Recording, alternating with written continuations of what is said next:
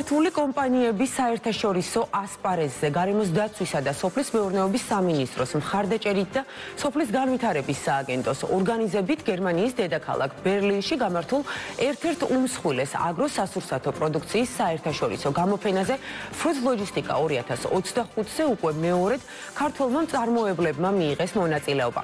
რასახის პროდუქცია იყო წარმოდგენილი ქართულ პავილიონში, რამდენად დიდი ინტერესი და მოწონება დაიმსახურა ქართულმა ნაწარმმა საექსპორტო ბაზრებზე ხელმისაწვდომობის ზრდის პროგრამებზე, ბაზრების დივერსიფიკაციის ხელშეწყობის შესაძლებლობებზე და საჭიროებებზე საუბარს სოფლის განვითარების სააგენტოს დირექტორის მოადგილე ნატალია ხარატიშვილთან გავაგრძელებთ.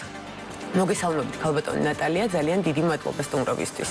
მოგესალმებით, მივესალმებით მაყურებელს, დიდი მადლობა სტუდიაში მოწვევისთვის. საუბარი რა თქმა უნდა დავიწყოთ თქვენი ერთ-ერთი ბოლო და ძალიან საინტერესო და წარმატებული აქტივობით, რომელიც უკავშირდება Fruit Logistica 2025-ს ბერლინში, როგორც აღნიშნეთ, გერმანიაში ქართულ მწარმოებლებთან ერთად იყავით წარმოდგენილი. საინტერესოა ვისაუბროთ მასშტაბზე ამ გამოფენის და ასევე რამდენად დიდი მოწონება დაიმსახურა ქართულმა პროდუქციამ, რომელიც იყო წარმოდგენილი და რა იყო ასორტიმენტი.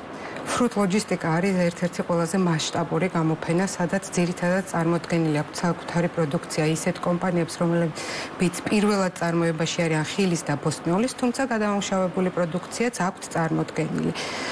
ჩვენ წელს ყავდა წაყვანილი 8 ქართული კომპანია, ძირითადად იყვნენ ლურჯი მორცვის მწარმოებლები, თუმცა იყო ასევე წარმოდგენილი თხილი და სუნელები, რამაც ასევე ძალიან დიდი დაინტერესება გამოიწვია.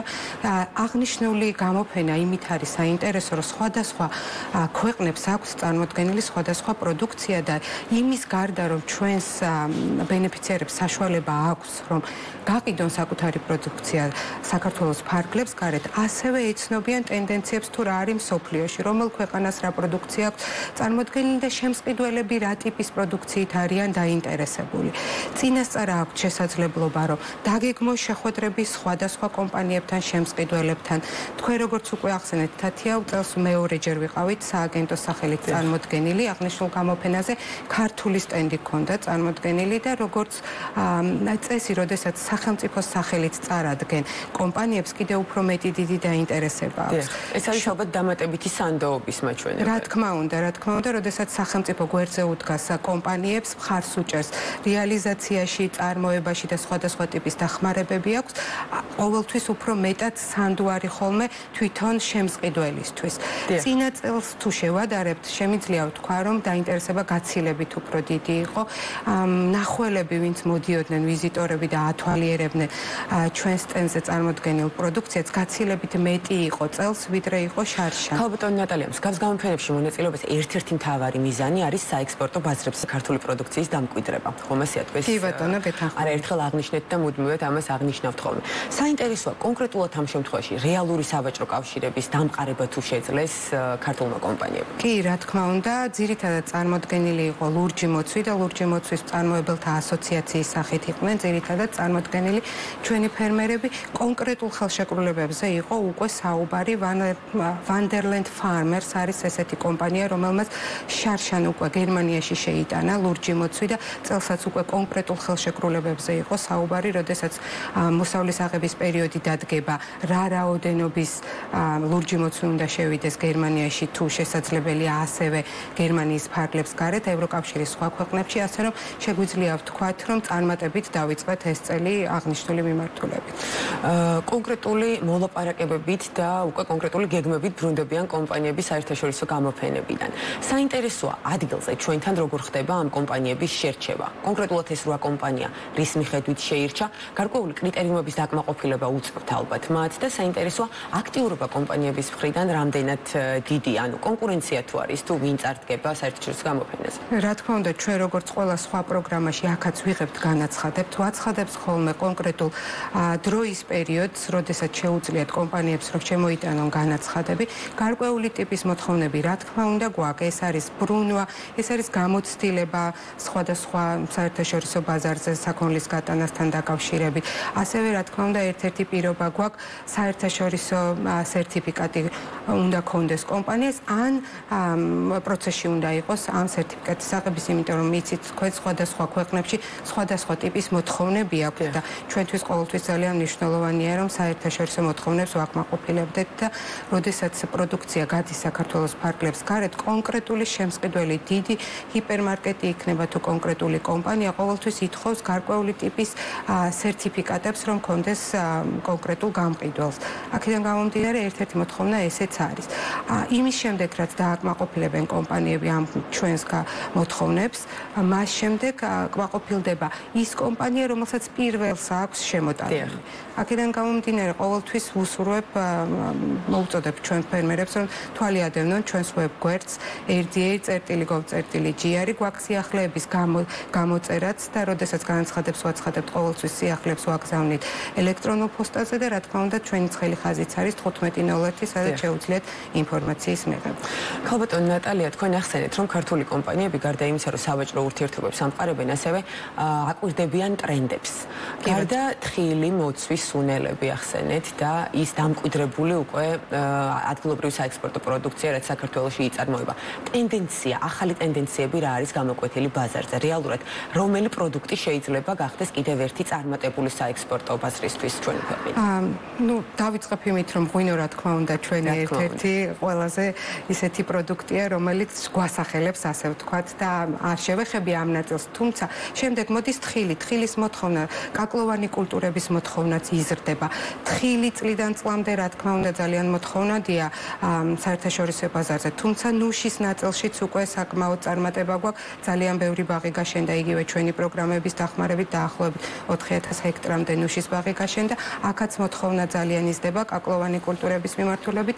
ლურჯი მოცვი რა თქმა უნდა ჩვენთვის საქართველოსთვის ახალი სასოფლო-სამეურნეო კულტურაა და შესაბამისად აქაც მოთხოვნა იზრდება. თუმცა გადამუშავებული ხილის მიმართულებითაც არის გარკვეული მოთხოვნები. იგივე სუნელებთან მიმართებაშიც შემიძლია ვთქვა რომ ძალიან დიდი დაინტერესება იყო წელს fruit logistics-ზე. წარმოების ხელშეწყობის ნაწილზე ოდნავ მოგვიანებით ვისაუბროთ მარკეტინგულ კამპანიებს რომ მიუბრუნდეთ, როგორია თქვენი შეფასება, თანაფარდობა ქართული კომპანია 2024 წელი რომ შევაჭამოთ და მიმოვიხილოთ კომპანიების მხრიდან გაფორმებული კონტრაქტების ფინანსური მაჩვენებლები რამდენად მოდის შესაბამისობაში სახელმწიფოს მხრიდან დახარჯულ თანხებთან სწორედ მარკეტინგულ კამპანიებში? თუ გამოფენებს შევეხებით კონკრეტულად, რა თქმა უნდა ეს ერთ-ერთი ყველაზე აქტიური მარკეტინგული კამპანიაა. შარშან ჩვენ დაახლოებით 2 მილიონი ლარი დავხარჯეთ საერთაშორისო გამოფენების მოწყობასთან დაკავშირებით და ის მონაცემები, რაც კომპანიებმა მოგვაწოდეს, რომ ამ გამოფენების ფარგლებში გააფორმეს სხვადასხვა შემსყიდველებს, მათ 10 მილიონ ლარს აჭარბებს კონტრაქტების ღირებულება. შესაბამისად შეგვიძლია ვთქვათ, რომ საკმაოდ წარმატებით მიმდინარეობს ჩვენი კამპანია. წელს როგორია გეგმები 2025 წლისთვის უკვე დაგეგმილი გამოფენები, რამდენია უკვე დაგეგმილი გამოფენა, რომელშიც მიიღებთ მონაწილეობას ქართულ კომპანიებთან ერთად და თქვენი შემდეგი აქტივობა უკავშირდება იაპონიას. ტურისტები, რომელიც არის არც ისე ათვისებული ბაზარი ქართული პროდუქციისთვის. კი ბატონო, ჩვენ წელს გვაქვს 9 გამოფენა დაგეგმილი, 2 უკვე ჩატარდა, ორივე იყო გერმანიაში, ერთი იყო მინისტერიალი დიდი Green იანვარში ჩატარდა აღნიშნული გამოფენა, შემდეგ იყო fruit logistics, შემდეგი გვაქვს იაპონიაში. იმის გარდა რომ ჩვენ მიყვებით ტენდენციებს და ყველაზე მოთხოვნად გამოფენებზე მივდივართ, ასევე ვცდილობთ რომ ავითვისოთ ახალი ბაზრები. თქვენ ახსენეთ გადაცემის დასაწყისში რომ ძალიან მნიშვნელოვანია რომ ბაზრების დივერსიფიკაცია მოხდეს და არ მოხდეს ჩვენი პროდუქციის ერთ კონკრეტულ ქვეყანაში გატანა. ზუსტად ამიტომ წელს პირველად მივდივართ იაპონიაში და ძალიან დიდ იმედებს ვამყარებთ, ვფიქრობთ რომ საკმაოდ საინტერესო იქნება. შარშან პირველად ვიყავით ჩინეთში წარმოდგენილი, აქაც ძალიან საინტერესო შემოთავაზებები ჰქონდათ კომპანიებს და წელს რა თქმა უნდა ისევ ვაპირებთ რომ წავიდეთ. საუდის არაბეთში ვიქნებით წარმოდგენილი, ბაქოში ვიქნებით წარმოდგენილი, ასევე ნიდერლანდებში, ჩიკაგოში გვექნება ასევე გამოფენა.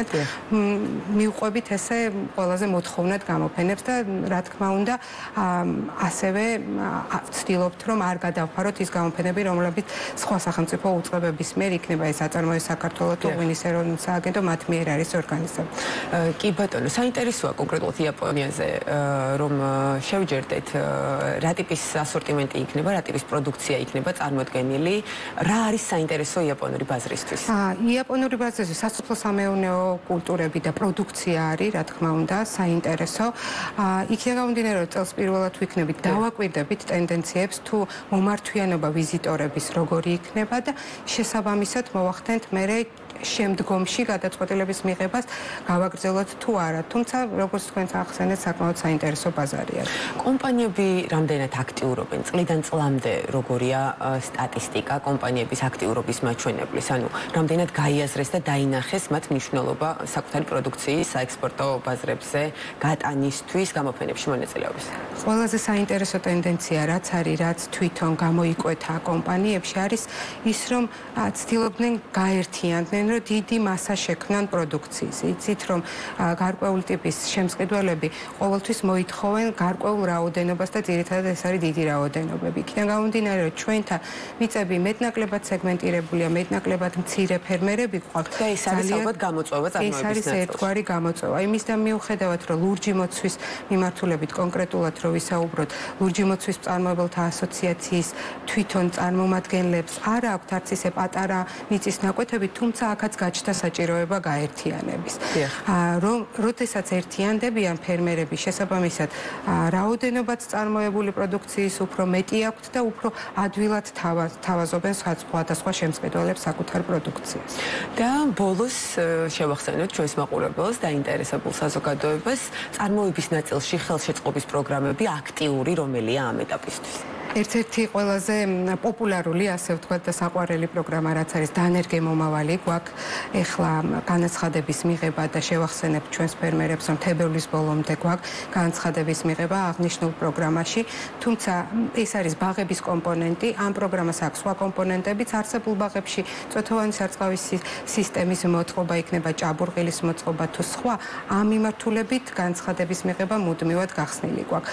შეღავათიანი აგროკრედიტი, რა თქმა უნდა ვახსენოთ, იმიტომ რომ ერთ-ერთი ყველაზე მასშტაბური ჩვენი პროგრამა არის და ამ პროგრამის ფარგლებში შესაძლებელია ფაქტიურად სოფლის მეურნეობის მიმართულებით ყველა დარგში მიიღოს ფერმერმა დახმარება სახელმწიფოს მხრიდან. ეს არის სესხის პროცენტის სუბსიდირება 8%-დან 11%-მდე ხდება სესხის პროცენტის სუბსიდირება სახელმწიფოს მხრიდან.